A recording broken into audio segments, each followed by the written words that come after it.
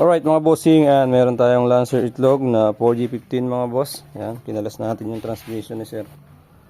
So inalis natin kasi may naglilik doon sa pagitan ng transmission tsaka engine. So chinek natin mga bossing, papalitan natin ng oil seal mga boss. Yan, yung crankshaft oil seal sa rear mga boss, yung pinakamalaki. Tapos siyempre para sulit yung bukas natin, ito nag-upgrade na tayo ng clutch mga boss. So ito yung kakabit natin na clutch pressure plate, tapos ito yung clutch lining natin mga boss. So ito yung difference nila. Ayan. So malaki difference kasi dito pa lang sa lining mga bossing. Ayan, pansinin nyo, sobrang laki ng difference nya. Halos 1/4, tigo 1/4 sila.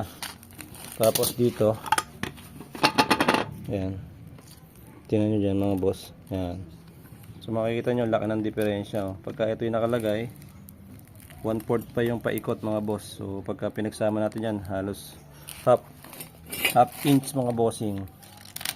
Ayan. So dito, ito yung lining natin sa upgrade. Laki oh. So ito mga boss, sakop na sakop to. Ayan dito, sakop na sakop dito yan. Tapos papakita ko sa inyo yung plate natin. Ito yung stock. So ito yung stock natin. Papakita ko sa inyo. Yan. So mapapansin nyo mga bossing, halos pantay lang siya.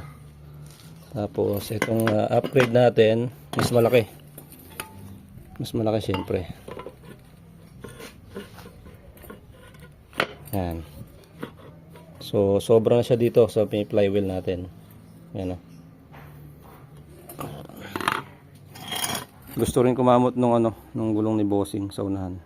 Kaya nag-upgrade. Alright. Sarap gumamit ito mga bossing. So, pwede ito sa mga ahunan. Tapos para medyo makatipid kayo sa gasolina, yan, nag-upgrade ka na mga bossing. Para mas maganda, mas matulin, mas tipid sa gasolina mga boss. Siyempre, kailangan nakakondisyon yung makina natin para tumipid sa gasolina. So yan. Alright mga bossing, yan, kapitan natin yung transmission mga boss. Yan, test ride na lang kami mga bossing. So check namin kung ano yung naging resulta ng upgrade natin na clutch upgrade mga boss. So test drive kami mga bossing. Alright mga bossing, yan, ito test drive namin yung clutch upgrade na ginawa natin. So check natin kung okay.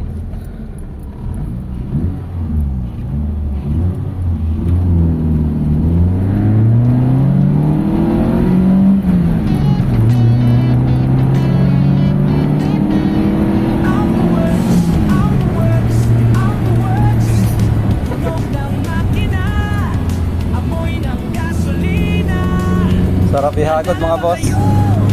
Bagyang hagod lang nung gas pedal natin, talagang bibilis na yung natin, yung andar mga boss.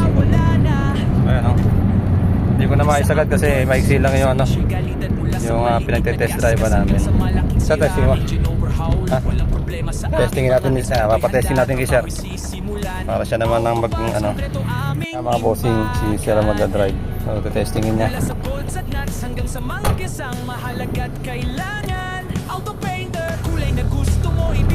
Ay, naka-aircon kami mga boss. Sasakyan mo'y magiging bago, makitapat, maningning. Fiberglass maker, sirang bahagi ayusin. Gamit ang husay at galing, saksyan mo'y bubuhayin. Let's go. Check out kailangan natin para sa maayos na takbo at mahabang buhay na malakas yan boss pagka sa lalo sa mga paso na gano'n. Hindi ka naman bibitin yan.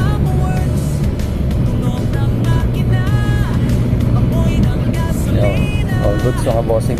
Lahat ng kambi pumapasok. Mga bossing, yan, okay na yung transmission ni sir. So pauwi na siya. Kumakamot na mga boss yung gulong niya. All goods na mga bossing. Thank you sir. Lancer itlog, GLI mga bossing, clutch upgrade. Done mga bossing. Alright. Sa Ambo Works, lamig ay